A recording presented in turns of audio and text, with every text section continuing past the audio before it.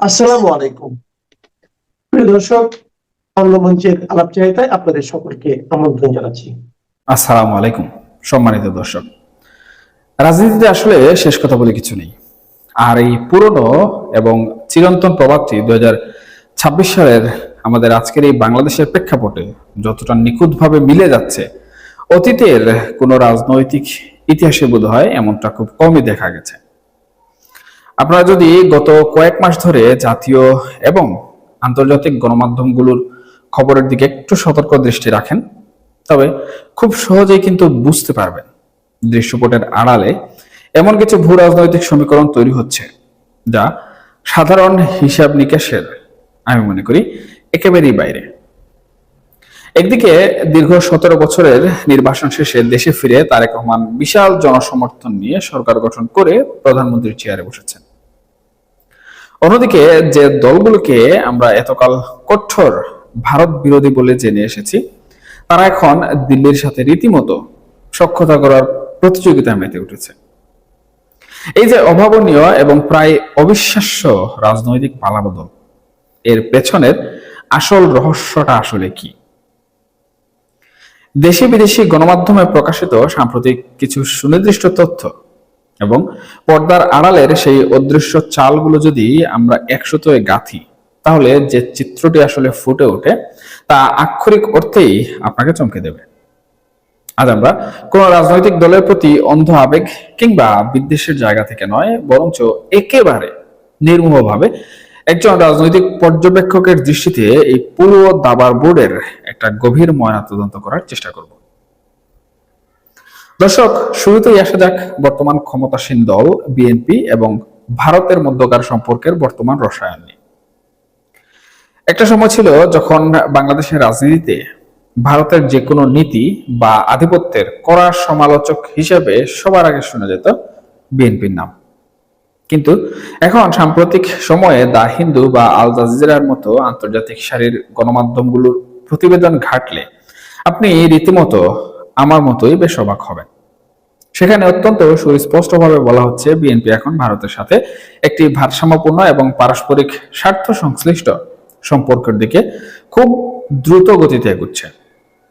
দলটির শীর্ষ নেতারা, যারা একসময় দিল্লির কড়া সমালোচনা করতেন, তারা এখন প্রকাশ্যে ভারত বিরোধী যে কোনো উস্কানিমূলক বা আক্রমণাত্মক কথা বলা থেকে নিজেদেরকে অত্যন্ত সুকৌশলে বিরত রাখছেন, এমনকি তাদের দলের নেতাকর্মীদেরও বিরত রাখাচ্ছেন। সংবাদ মাধ্যমে দেয়া সাক্ষাৎকারে তারেক রহমানের পররাষ্ট্র বিষয়ক উপদেষ্টারা পরিষ্কার ভাষায় কিন্তু একটি কথা জানিয়ে দিয়েছেন। সেটি হচ্ছে, তারা অতীতের ভুল বুঝাবুঝির বোঝা ঝেড়ে ফেলে দিল্লির সাথে সম্পূর্ণ নতুন এবং ইতিবাচক একটি অধ্যায় শুরু করতে চান। কিন্তু সাধারণ মানুষের মনে যে প্রশ্নটি সবচেয়ে বেশি ঘুরপাক খাচ্ছে, তা হলো এই জাদুকরী পরিবর্তনের শুরুটা ঠিক কোথায় এবং কিভাবে হলো।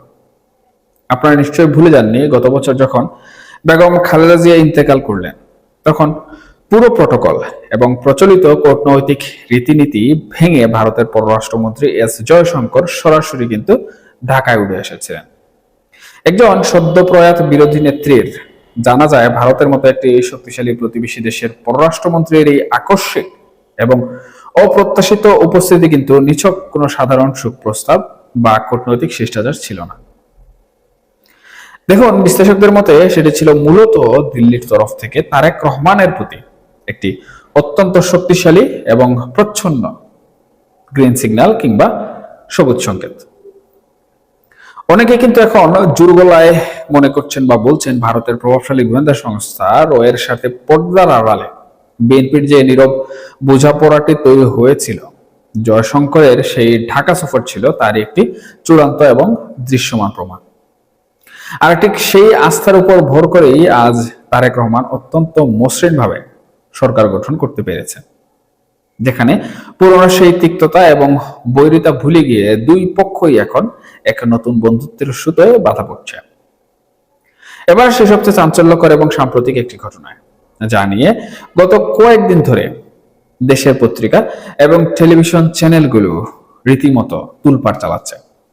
আপনারা যারা নিয়মিত খবরের কাগজের পাতা উল্টান, তারা অবশ্যই খেয়াল করেছেন বিগত অধ্যাপক ইউনূসের নেতৃত্বাধীন অন্তর্বর্তীকালীন সরকারের পুরোটা সময় জুড়ে বাংলাদেশ জামাতে ইসলামী এবং এনসিপির মতো দলগুলো কতটা কঠোর এবং অনড়ভাবে দিল্লি বিরোধী অবস্থানে ছিল।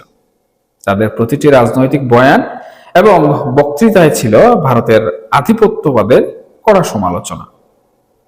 কিন্তু গত কয়েকদিনের সংবাদ মাধ্যমের খবর এই পুরো রাজনৈতিক হিসাব নিকাশ কিন্তু একেবারে উল্টে দিয়েছে। কিভাবে উল্টে দিয়েছে? দেশের শীর্ষস্থানীয় গণমাধ্যমগুলো অত্যন্ত গুরুত্বের সাথে একটি খবর কিন্তু প্রকাশ করেছে, যেখানে দেখা যাচ্ছে জামাতের আমির শফিকুর রহমান কূটনৈতিকদের সম্মানে যে বিশাল ইফতারের আয়োজন করেছিলেন, সেখানে অন্যান্য পশ্চিমা দেশের রাষ্ট্রদূতের পাশাপাশি একেবারে সামনের সারিতে উপস্থিত ছিলেন খুদ ভারতের হাই কমিশনার প্রণয় বর্মা। জামাত আমির তার বক্তব্যে এখানে খুব স্পষ্ট করে বিশ্ব সম্প্রদায়ের সাথে, বিশেষ করে প্রতিবেশী দেশের সাথে ভারসাম্যপূর্ণ সম্পর্ক গড়ার একটি গুরুত্বপূর্ণ বার্তাও কিন্তু দিয়েছেন। কিন্তু এখানেই শেষ নয়, চমকের আরো অনেক কিছু বাকি আছে। ওই একই দিনে হোটেল ইন্টারকন্টিনেন্টালে ভারতীয় হাই কমিশন আয়োজিত ইফতার মাহফিলেও কিন্তু আমরা দেখলাম এক অভাবনীয় দৃশ্য। সেখানে জামাতের কেন্দ্রীয় নির্বাহী পরিষদের প্রভাবশালী নেতারা সশরীরে অংশ নিয়েছেন এবং আমরা দেখেছি বিভিন্ন ফুটেজে তারা ব্যাপক খুশ গল্পে কিন্তু মেতে উঠেছেন। কিন্তু নির্বাচনের পূর্ব পর্যন্ত এরকম পরিস্থিতি কিন্তু ছিল না। আবার অনেকেই কিন্তু বিভিন্নভাবে বলেছেন যে আমেরিকা জামাতের পক্ষ নিয়ে জামাতকে ক্ষমতায় আনার চেষ্টা করছিল। কিন্তু বাস্তবতা কি দাঁড়ালো? বাস্তবতা দাঁড়ালো এইসব ভুয়া খবরের কোনো ভিত্তি নেই এবং এর যে ফলাফল সেটি আমরা দেখেছি জাতীয় সংসদ নির্বাচনে। সুতরাং এখানে কিন্তু ভারতের যে ট্রাম্প কার্ড, সেই ট্রাম্প কার্ড কিন্তু তারা ব্যবহার করেছে এবং বলা চলে ভারতের হাতের মুঠোয় আবারও বর্তমান সময়ে বাংলাদেশ যে গণতান্ত্রিক পরিবেশ কিংবা বাংলাদেশের যে সরকার ব্যবস্থা, রাষ্ট্রযন্ত্র, সেটি অনেকটাই চলে যাওয়ার উপক্রম। এবার একটু গভীর দৃষ্টিতে চিন্তা করে দেখুন তো, যে দলটির রাজনীতির মূল ভিত্তি একসময় আবর্তিত হতো ভারত বিরোধিতার চরম মেরুতে দাঁড়িয়ে, সেই দল এখন দিল্লির সাথে এমন এক উষ্ণ সম্পর্ক গড়ার প্রকাশ্য মহড়া দিচ্ছে। এর পাশাপাশি এনসিপির মতো দলগুলোর সাথেও ভারতের বর্তমান নীতি নির্ধারকদের অত্যন্ত নিবিড় যোগাযোগের খবর কিন্তু প্রতিনিয়ত পত্রিকার পাতায় উঠে আসছে, আমরা সেগুলো দেখতে পাচ্ছি। এখন স্বাভাবিকভাবেই প্রশ্ন জাগে, হঠাৎ করে কেন এই রদবদল? উত্তরটা কিন্তু খুব একটা জটিল নয়। এই দলগুলো এখন সময়ের পরিবর্তনের হাওয়া এবং ভূ রাজনীতির আসল খেলাটা খুব ভালোভাবে বুঝতে পেরেছে। তারা এখন হাড়ে হাড়ে অনুভব করছে যে দক্ষিণ এশিয়ার এই অত্যন্ত স্পর্শকাতর ভূ রাজনৈতিক বলয়ে যদি টিকে থাকতে হয় কিংবা ভবিষ্যতে ক্ষমতায় যাওয়ার কোনো সিঁড়ি তৈরি করতে হয়, তাহলে দিল্লিকে চিরস্থায়ী শত্রু বানিয়ে রাখাটা চরম বোকামি ছাড়া আর কিছুই নয়। তাই কঠোর এবং একগুঁয়ে অবস্থান থেকে সরে এসে তারা এখন অত্যন্ত সুকৌশলে ভারতের সেই একই ছাতার নিচে ভিড়তে চাইছে, যে ছাতার নিচে একসময় শুধুমাত্র আওয়ামী লীগকেই দেখা যেত।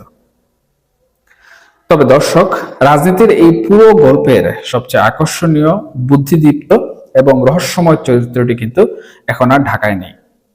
তিনি অবস্থান করছেন দিল্লিতে। হ্যাঁ, আমি সাবেক প্রধানমন্ত্রী শেখ হাসিনার কথাই বলছি। আপাত দৃষ্টিতে সাধারণ মানুষের কাছে মনে হতে পারে যে তিনি ক্ষমতার মূল কেন্দ্রবিন্দুতে থেকে যুজন যুজন দূরে ছিটকে পড়েছেন। কিন্তু রাজনৈতিক বিশ্লেষকদের অত্যন্ত তীক্ষ্ণ পর্যবেক্ষণ বলছে সম্পূর্ণ ভিন্ন কথা। বাংলাদেশের এই মুহূর্তে রাজনীতির যে অদ্ভুত মেরুকরণ আমরা দেখছি, তার মূল চাবিটা নাকি এখনো অত্যন্ত শক্তভাবে তারই হাতে ধরা। একটু তলিয়ে ভাবলেই এই দাবির পেছনের সত্যতা অনেকটা পরিষ্কার হয়ে উঠবে। সুপ্রিয় দর্শক, একটু ভালো করে লক্ষ্য করে দেখুন, হঠাৎ করে কেন দেশের প্রতিটি বড় রাজনৈতিক দল, হোক সেটা বিএনপি, জামাত বা এনসিপি, সবাই কেন দিল্লির গুডবুকে বা সুনজরে থাকার জন্য এতটা মরিয়া হয়ে উঠছে? এর নেপথ্যে অত্যন্ত সত্তরপণে কাজ করছে শেখ হাসিনার এক সুদূর প্রসারী এবং বলতে গেলে মাস্টার স্ট্রোক একটি কৌশল। তিনি অত্যন্ত ঝানু একজন রাজনীতিক হিসাবে খুব ভালো করেই কিন্তু জানেন, বাংলাদেশের রাজনীতি থেকে যদি কোনোভাবে ভারত বিরোধিতা নামক এই ট্রাম্প কার্ডটি চিরতরে ভূতা করে দেয়া যায়, তবে সেটা দিন শেষে তার এবং আওয়ামী লীগের জন্যই সবচেয়ে বড় রাজনৈতিক বিজয় বয়ে আনবে। দর্শক দেখুন, যখন বিএনপি কিংবা জামাত ভারতের সাথে সুসম্পর্ক রাখার প্রতিযোগিতায় নিজেদের সঁপে দেবে, তখন কিন্তু স্বাভাবিকভাবেই তারা আর দিল্লির উপর কোনো বড় ধরনের চাপ প্রয়োগ করতে পারবে না। বিশেষ করে শেখ হাসিনাকে দেশে ফিরিয়ে আনা এখানে একটি গুরুত্বপূর্ণ বিষয়। শেখ হাসিনাকে দেশে ফিরিয়ে এনে বিচারের মুখোমুখি করার যে জোর দাবি সাধারণ মানুষের তরফ থেকে ছিল বা অন্তর্বর্তীকালীন সরকারের ছিল, সেই দাবিটি তখন ধীরে ধীরে ধামাচাপা পড়ে যাবে। ভারতীয় গণমাধ্যমগুলোতেও বারবার হাসিনা এক্সট্রাডিশন বা তাকে ফিরিয়ে দেওয়ার আইনি ও রাজনৈতিক অস্বস্তির কথা উঠে আসছে। ভারত সরকার কিন্তু খুব ভালো করেই জানে যে বাংলাদেশের বর্তমান শাসক গোষ্ঠী যদি কোনোভাবে তাদের উপর নির্ভরশীল থাকে, তবে হাসিনাকে ফিরিয়ে দেওয়ার কোনো বাস্তব চাপ তাদের উপর আসবে না। আর শেখ হাসিনা ঠিক এই জায়গাটিতেই সবচেয়ে বড় সুযোগটি নিচ্ছেন।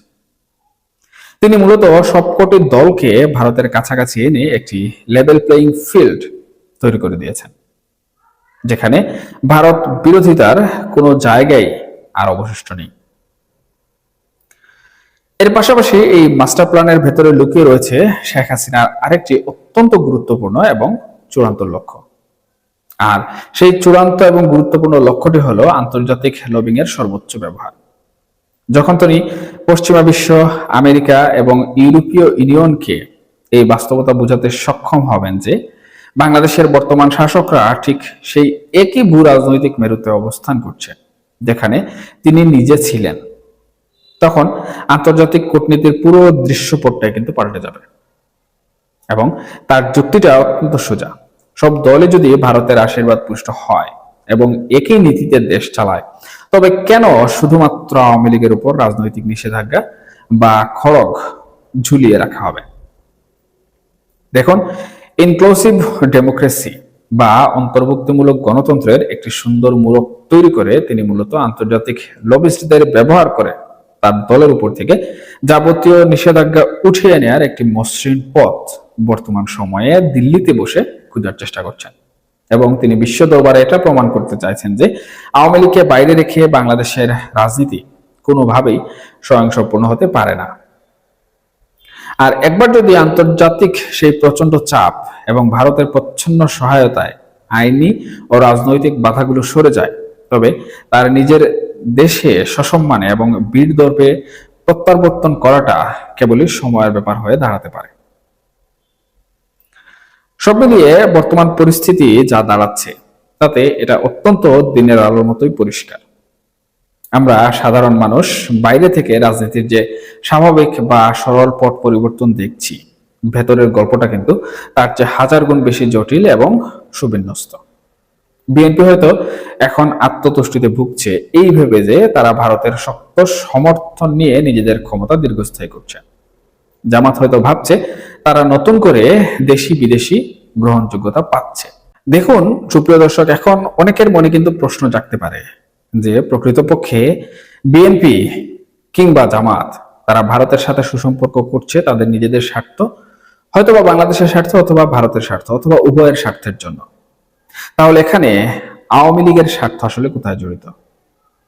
দেখুন, আওয়ামী লীগের এখানে কোনো স্বার্থ জড়িত নেই। আওয়ামী লীগের স্বার্থ জড়িয়ে আছে একমাত্র তাদের একটিমাত্র লক্ষ্য এবং উদ্দেশ্যে, এবং সেই লক্ষ্য আর উদ্দেশ্যটি হচ্ছে বাংলাদেশের রাজনীতিতে পুনরায় তাদের যে অবস্থান সেই অবস্থান ফিরে পাওয়া। এর জন্য তারা আন্তর্জাতিক যত লবিং রয়েছে সব লবিং ব্যবহার করে ভারতের মাধ্যমে কিন্তু এই দাবার চালগুলো চালছে। এবং ইতিমধ্যে কিন্তু বলা যায় এই যে বাংলাদেশের বর্তমান রাজনীতির দৃশ্যপট, সেই দৃশ্যপটগুলো থেকে ভারত এবং শেখ হাসিনার যে আন্তর্জাতিক লবিং সেটা কিন্তু সফল।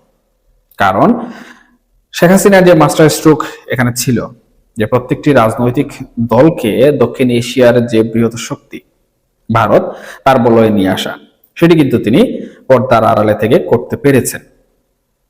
সেই হিসাবে তাদের যে রাজনীতিতে ফেরার স্বার্থ বা তাদের যে উদ্দেশ্য, সেই উদ্দেশ্যটি কিন্তু এখন অল্প একটু দূরে। আর সেই অল্প দূরত্ব কিন্তু হয়তোবা অল্প কিছুদিনের মধ্যেই ঘুচে যেতে পারে। এখানে অনেকের প্রশ্ন থাকতে পারে, বা আমরা যারা বিচার বিশ্লেষণ করে থাকি তাদের বিচার বিশ্লেষণে উঠে আসে যে আমেরিকা এখানে একটি বড় দাপট খাটাচ্ছে, বিশেষ করে সাম্প্রতিক অন্তর্বর্তীকালীন সরকারের কিছু চুক্তি এবং পরবর্তীতে সেই চুক্তি নিয়ে বিএনপি জামাতের বিরোধ এবং বিএনপির আমেরিকার রাষ্ট্রদূতের সাথে বৈঠকের পর সেই চুক্তিতে রাজি হওয়া, এই সব মিলিয়ে আমেরিকার একটি প্রভাব রয়েছে। কিন্তু দেখুন, বর্তমান সময়ে যে যুদ্ধাবস্থা চলছে ইরান, আমেরিকা, ইসরায়েল কিংবা মধ্যপ্রাচ্য, সেখানে কিন্তু আমরা স্পষ্টভাবে লক্ষ্য করছি ভারত অনেকটাই নীরব ভূমিকা পালন করছে। অথবা পর্দার আড়াল থেকে যদি লক্ষ্য করি তাহলে দেখা যাচ্ছে যে ভারত এখানে পর্দার আড়াল থেকে ইরানকে বন্ধু হিসাবে গ্রহণ করে নিয়েছে, বা ইরানের পক্ষে তারা একটি মৌন সম্মতি জানিয়ে দিয়েছে। তারা আমেরিকার পক্ষে কিন্তু এখন পর্যন্ত কোনো ধরনের বয়ান সরকারি দাপ্তরিকভাবে পেশ করেনি। সুতরাং এখানে স্পষ্টভাবে বোঝা যাচ্ছে যে আমেরিকার সাথে ভারতের স্পষ্টত একটি দ্বন্দ্ব রয়েছে। কিছুদিন পূর্বেও কিন্তু আমরা দেখেছি শুল্ক চুক্তি নিয়ে, সামরিক চুক্তি নিয়ে, অস্ত্র চুক্তি নিয়ে আমেরিকার সাথে কিন্তু ভারতের একটি দর কষাকষি হয়েছে, এবং এখন পর্যন্ত কিন্তু সেটির সুষ্ঠু সেটেলমেন্ট হয়নি। এই যে ইন্দো প্যাসিফিক অঞ্চলটি রয়েছে, ইন্দো প্যাসিফিক অঞ্চলে নিয়ন্ত্রণ পাবার জন্য আমেরিকা কিন্তু মরিয়া হয়ে আছে। এখন এই যে যুদ্ধ অবস্থা, এই যুদ্ধ অবস্থায় কিন্তু বিশ্বের প্রতিটি দেশ আক্রান্ত হলেও ভারত কিন্তু এখন পর্যন্ত আক্রান্ত হয়নি। এমনকি ভারতের উপসাগরীয় যে অঞ্চলগুলো রয়েছে সেই অঞ্চলেও কিন্তু কোনো ধরনের হামলা হয়নি। তার মানে স্পষ্টত বোঝা যায় যে ভারত তাদের নিজস্ব নিরাপত্তা নিয়ে সব থেকে বেশি চিন্তিত। অর্থাৎ এই ইন্দো প্যাসিফিক জোন কোনোভাবেই কিন্তু তারা চাচ্ছে না আমেরিকার হাতে চলে যাক। বরঞ্চ এখানে চীনের সাথে বা রাশিয়ার সাথে তারা যদি পার্টনারশিপ যেভাবে পূর্বে ছিল, তাদের যে একটি সামিট ছিল, সেই সামিটের মতো করে যদি তাদের মধ্যে নিয়ন্ত্রণ রাখতে পারে, তাহলে এখানে আমেরিকার আধিপত্য কখনোই আসবে না। অতএব যারা বলছেন বা দাবি করছেন আমেরিকার প্রসঙ্গ, আমি এখানে বলবো ভারত কখনোই কিন্তু তাদের নিজেদের স্বার্থ বলি দিয়ে আমেরিকাকে এই জায়গায় পুশিং করবে না।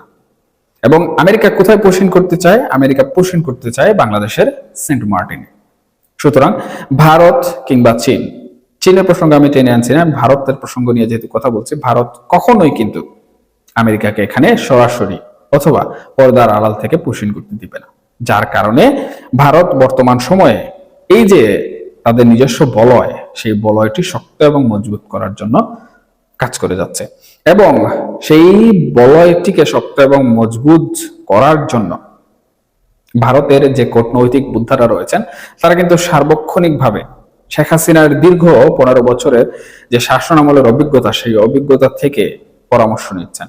এমনটি কিন্তু ভারতীয় বিভিন্ন গোয়েন্দা সূত্র কিংবা তথ্য উপাত্তের মাধ্যমে উঠে এসেছে। সেই হিসাবে এই যে মূল চাবিকাঠি, এই মূল চাবিকাঠিটা কিন্তু এখন পর্যন্ত শেখ হাসিনার হাতেই রয়েছে, এবং দিল্লিতে বসে শেখ হাসিনা এখন পর্যন্ত উনার দেশে ফেরা, আওয়ামী লীগের রাজনীতিতে ফেরা, এবং এই যে উনার পরবর্তীতে রাজনীতির মাঠে প্রবেশ করে পুনরায় ক্ষমতায় যাওয়ার যে একটি প্রচেষ্টা, সেটি কিন্তু খুব ভালোভাবেই চালিয়ে যাচ্ছেন। এটি কিন্তু বাংলাদেশ আওয়ামী লীগের জন্য একটি বিশাল বড় অর্জন। এই পুরো দাবা খেলার গুটিগুলো আসলে এমন ভাবে এবং এত নিপুণভাবে সাজানো হয়েছে, যার চূড়ান্ত এবং আসল সুফল হয়তো গড়ে তুলতে চাইছেন অন্য কেউ। আমি যেমনটি বললাম, যিনি বসে আছেন সীমান্তের ওপারে, সামনের দিনগুলো বাংলাদেশের রাজনীতির জন্য যে কতটা রোমাঞ্চকর এবং নাটকীয় হতে চলেছে তার আজ আমরা এখনই কিন্তু পত্রিকার পাতা থেকে বিভিন্নভাবে পাচ্ছি। দিল্লি, ঢাকা আর পশ্চিমা আন্তর্জাতিক মহলের এই ত্রিমুখী এবং জটিল স্নায়ুযুদ্ধের শেষ হাসিটা আসলে কে হাসবে তা দেখার জন্য আমাদের হয়তো আরো কিছুটা সময় অথবা কিছুটা মাস অপেক্ষা করতে হতে পারে। দর্শক, গণমাধ্যমের পাতা থেকে উঠে আসা এই নিখাত তথ্যগুলো এবং পর্দার আড়ালের এই শ্বাসরুদ্ধকর সমীকরণগুলো নিয়ে আপনাদের নিজেদের বিশ্লেষণ আসলে কি বলে? আপনারা কি সত্যিই মনে করেন বাংলাদেশের রাজনীতি থেকে ভারত বিরোধিতার সেই চিরচেনা রূপটি চিরতরে হারিয়ে যাচ্ছে, নাকি এর ভেতরেও লুকিয়ে আছে নতুন কোনো রাজনৈতিক ঝড়? আপনার সুচিন্তিত এবং যৌক্তিক মতামত কিন্তু অবশ্যই নিচে কমেন্ট বক্সে লিখে জানাবেন, কারণ আপনাদের এই বস্তুনিষ্ঠ ভাবনাই আমাদের এই রাজনৈতিক আলোচনার মূল শক্তি এবং প্রেরণা। এখনকার মতো এ পর্যন্তই, দেখা হবে পরবর্তী কোনো আলোচনায়। ততক্ষণ পর্যন্ত সবাই ভালো থাকুন, সুস্থ থাকুন, আর হ্যাঁ, অবশ্যই অবশ্যই নিরাপদে থাকবেন। আল্লাহ হাফেজ।